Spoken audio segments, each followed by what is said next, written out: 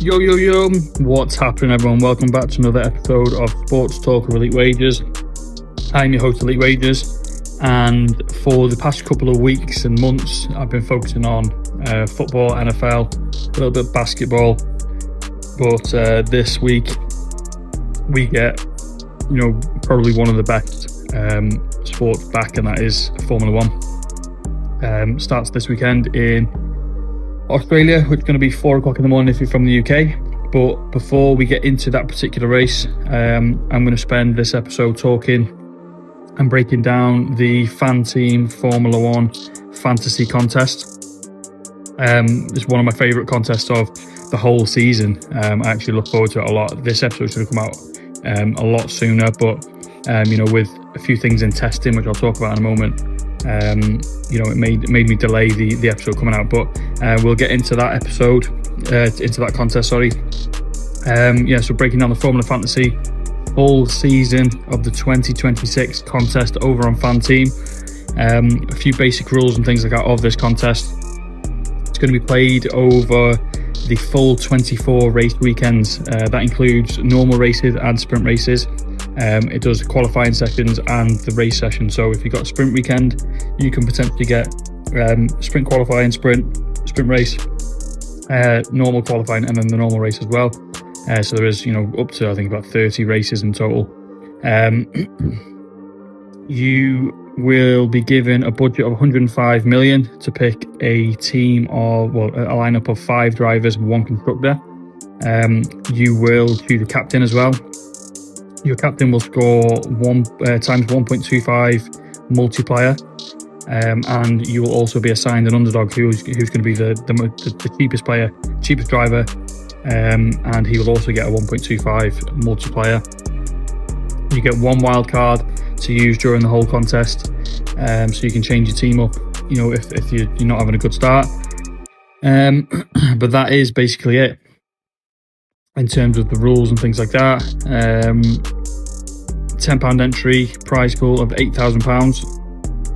It's going to be a really, really good, a good contest. But I'm going to get into breaking down this contest. I'm going to go sort of each team individually. Obviously, a few teams are going to have more to speak about than other teams, but we will start with Ferrari. Ferrari are actually no, we'll go in order of constructors lineup last year. So we'll go with McLaren first, and obviously McLaren won the Constructors Championship last year. Lando Norris won the Drivers' Championship last year, and then Oscar Piastri came third. They had 2 of their drivers in the top 3. They won the Constructors Championship by almost double. They accumulated 833 points. Second place gained 469 points. As a driver duo, they actually combined for 13 pole positions, 12 fastest laps, and 14 race wins. And obviously that showcased how dominant McLaren actually were last year. 2026 testing for McLaren has gone relatively smoothly. They've flown sort of under the radar. Obviously, a lot of teams getting a lot of talk during testing. They're sort of one of the teams that has been, good for a number of years with their Mercedes engine. I think they are a team that can battle for podiums and wins. In my opinion, I don't think they're going to finish the year with any more championships, whether that's the drivers or constructors. Their 2 drivers, Lando Norris, he's priced at 28 million. Piastri at 25.5. I think it makes Piastri a little bit more appealing. Try and save some kind of budget. He did push Lando to the limit last year. At one point, the championship was actually his for the taking, so it gives him a little bit more of an upside, I think, being slightly cheaper, but again, capable of getting race wins, especially against his own teammate and against other drivers on the grid. But from the premium drivers selection, which is around the 20 plus million, there's 8 of them. I think I'm leaning towards other drivers than these 2, but out of the 2, I think you could possibly pick one of the 2 and be relatively comfortable every race week, getting a podium, potentially a race win, a good qualifying. But out of the 2, I think Piastri being the cheaper one will be my preferred option. Okay, so moving from McLaren to my particular favourite team. The second in the Constructors' Championship was Mercedes. They were the team that had the second most points in 469 points.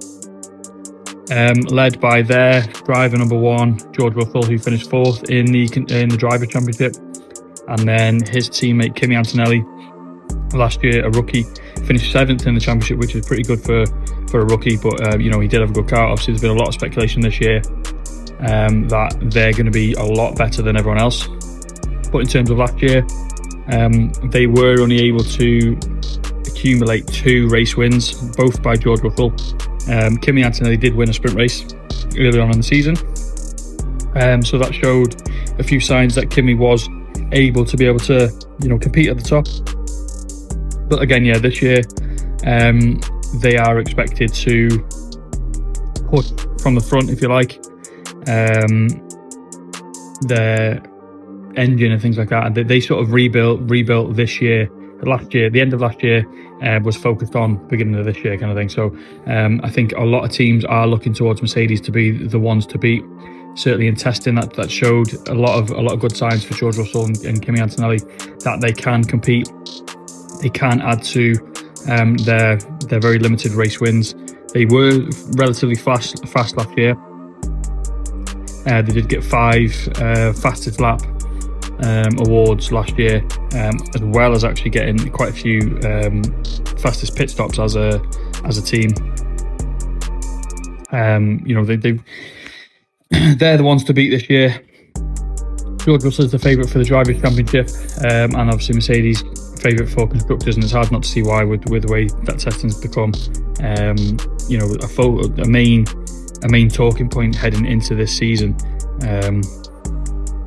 But then another team that I'm going to break down in a similar way is the third in the Drivers' Constructors, Red Bull Racing, obviously led by their number one driver, Max Verstappen, who actually came really, really close to winning another Drivers' Championship last year, just 2 points away from Lando Norris. He has a new teammate this year in Isaac Hadjar, who drove very well actually for Racing Bulls last year. So they're going to be a good partnership to watch. And again, similar to Mercedes, obviously driver number one George Russell and Max Verstappen going to be leading the teams. Kimi Antonelli and Isaac Hadjar are going to be the supporting roles. But again, the way Hadjar drove last year was phenomenal. What he was able to do in that Racing Bull obviously gave him the promotion into this Red Bull car. And I think him and Antonelli are going to be able to help their driver number ones win races, and obviously help the team win, vital constructors points. So I'm going to put those two in the same bracket, Mercedes and Red Bull. I think they're going to be very good together. But then fourth in the constructors last year, Ferrari didn't quite hit 400 point mark in the constructors. Their 2 drivers, Leclerc and Hamilton, 5th and 6th in the Drivers' Championship last year. But again, another team that sort of chalked up last year, focused on coming into this year with a new car, new regulations. And I think both drivers seem very, very happy. Obviously, in the early stages of testing, Leclerc was able to record the fastest time in Bahrain. Race simulations actually as well in Bahrain suggest that Mercedes, McLaren and Ferrari were the most impressive teams, obviously Ferrari being the most impressive of the 3. And obviously they drove a lot of laps, which is obviously a good sign for their car, doing a lot of good testing. They sort of know their car very, very well. I think they did actually accumulate the second most amount of laps, if I'm not mistaken. But yeah, Charles Leclerc, he is potentially my favourite for the Drivers' Championship outside of George Russell. And I'd really like Ferrari to be able to push on this year and at least contend with McLaren and Mercedes this year. I think Red Bull will drop down to 4th. So I think it's going to be a huge fight for McLaren, Mercedes and Ferrari. And then from there, we are going to go straight into who was fifth? Williams. Again, these next couple of teams: Williams, Racing Bulls, Aston Martin, and Haas. They're all very similar. Williams having the next two in the Drivers' Championship with Albon and Carlos Sainz. They round up the 8th and 9th positions. Williams being the Mercedes secondary team, if you like. They're the next best team, if you want to put it in anyway. They're the 5th team in the constructors. They got 137 points, and they were no other team got over 100 points. So Carlos Sainz came into his own a little bit towards the end of last year. Got more comfortable with the team, obviously just moving from Ferrari, and Albon's been there a long time, so he's sort of settled anyway. I think these two drivers will have a little bit more confidence going into this year than they did last year. Again, I think they just needed a reset and a new car, new regulations and all that kind of stuff to help them out, to help them sort of push forward. I'm not going to say they're going to contend in any way, but I think you will regularly see these two drivers in the top 10, picking up vital points for their teams. If you do select them in your fantasy teams, I think they will be an ideal contributor, and obviously being priced fairly nicely as well, not overpriced, not underpriced, sort of in the middle, which shows they're going to be competing for for that top 10 spot, maybe even a few fastest laps as well, things like that. Similar story for the Racing Bulls, I think. Liam Lawson, he started off at Red Bull, then he got demoted to Racing Bulls, and he actually drove better at Racing Bulls. So I think he's going to be comfortable. He's got a bit of a chip on his shoulder to try and come into this season to prove to Red Bull that they should have kept him. But again, he is a very good driver. He's an aggressive driver, and he has a new teammate in Limbad as well, who is the only rookie on the grid this year. He joins him in the Racing Bulls, so it's clear that Liam Lawson's going to be driver number one. Limbad will be his driver who's going to help sort of Liam Lawson get into the top 10, which he was able to do quite a few times last year. He was competing around that 10th spot. I expect him to be able to do that again this year. But that's sort of his limit. I don't expect him to be in the top 6 very often. I just expect him to be around the top 10. And again, if he's one of those ones, if you put in your team, he can potentially pick up a few points. But it is a risk with his pricing as well. I'll go through all the drivers' pricings at the end.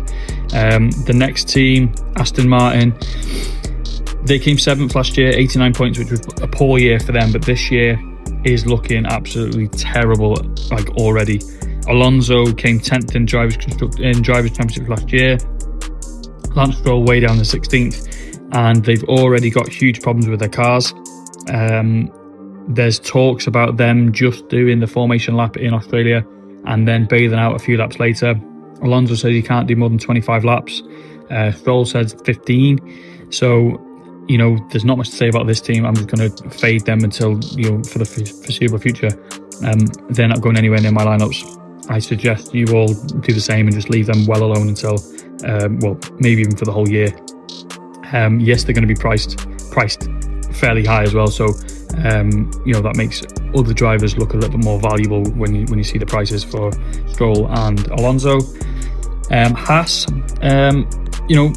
okay year last year. Ollie Behrman and Ocon being the driver partnership. Ollie Behrman actually looked really good towards the end of last year. Ocon struggled throughout the whole year, but Ollie Behrman, he's again another aggressive driver, and I expect him to be able to compete with Liam Lawson for the top 10 spots. So again, a good battle between Lawson and Behrman, both priced fairly similar, and I expect Behrman to push on for some points for their team. He could be an essential value pick, especially over the likes of his teammate and Yuki Tsunoda, Pierre Gasly, and drivers like that, Hulkenberg.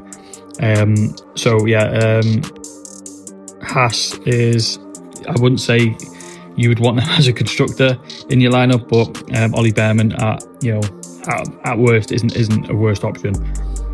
Kick Sauber last year finished 9th, and they've moved to Audi, so their two drivers stay the same.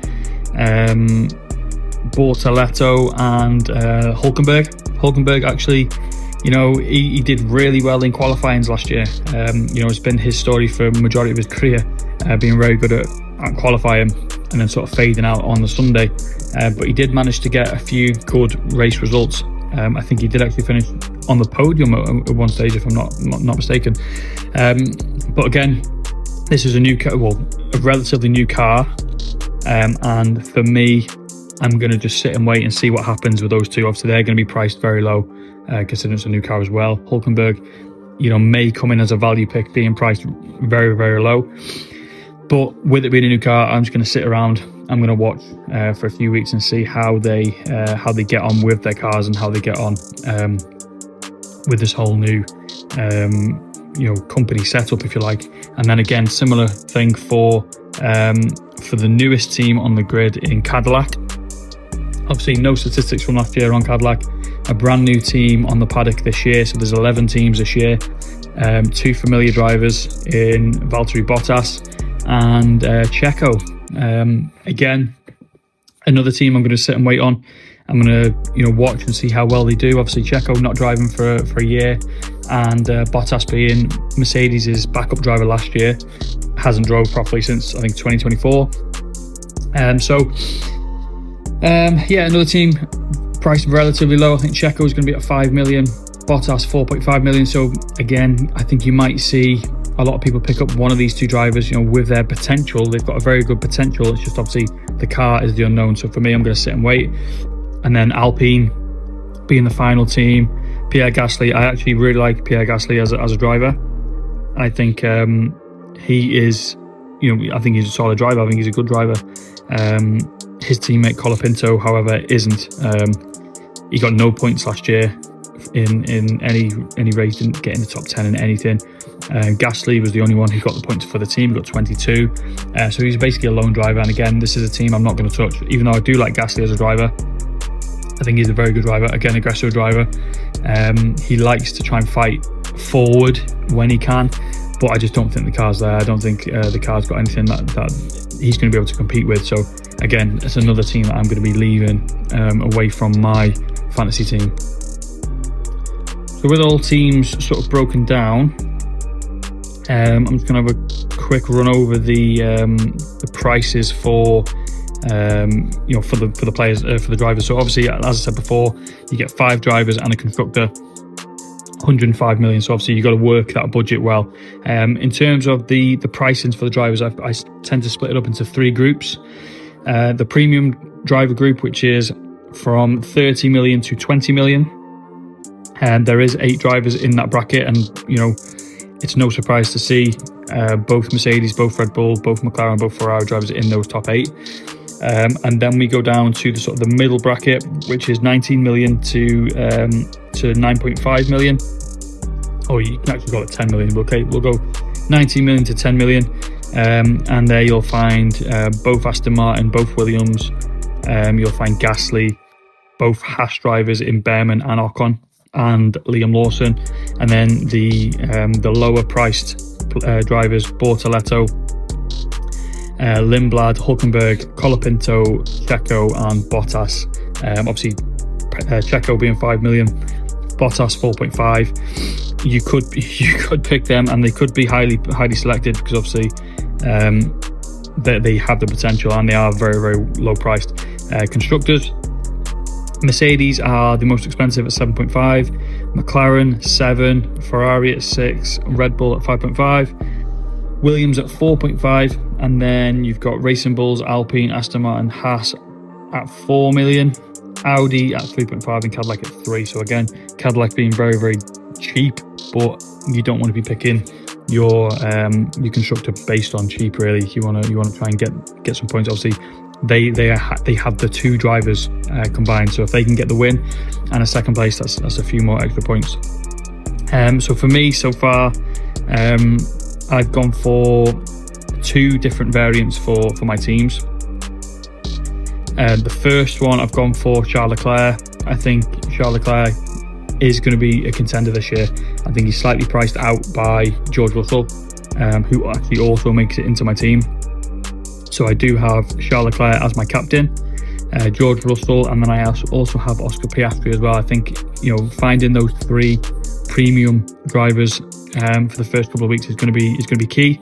Added to those 3, I've gone for Liam Lawson. Obviously, as I said before, I think he can compete for the top 10. So those 4 drivers so far, I think, can compete for 3 drivers can definitely compete for podium spots.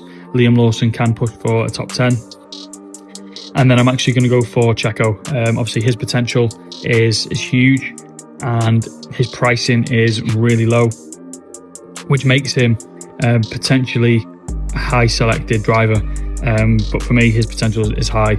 I don't expect much from this first race, but you know, at his price, I think the other 4 drivers that I've got in the team can boost those numbers up. And then for constructors, I've actually gone for McLaren. I like Lando and Piastri to start the year. I think they can again compete for top 3s, especially in qualifying. So I'm just going to see how it goes in Australia for these drivers. My other team, I've gone for a slightly different approach. I've actually gone for Hamilton and Lando Norris. Both drivers, I think, are again able to compete in the top 6. I am debating whether to go Lando captain or Lewis captain. Me being a huge Mercedes fan, obviously I want to see Hamilton have some sort of success. So my bias may put Hamilton as captain, but if I'm thinking of my mind instead of my heart, I'm probably going to go for Lando as captain. Isaac Hadjar gets in as well. I think he is going to be a really, really underrated driver this year. He drove really, really well last year for Racing Bulls.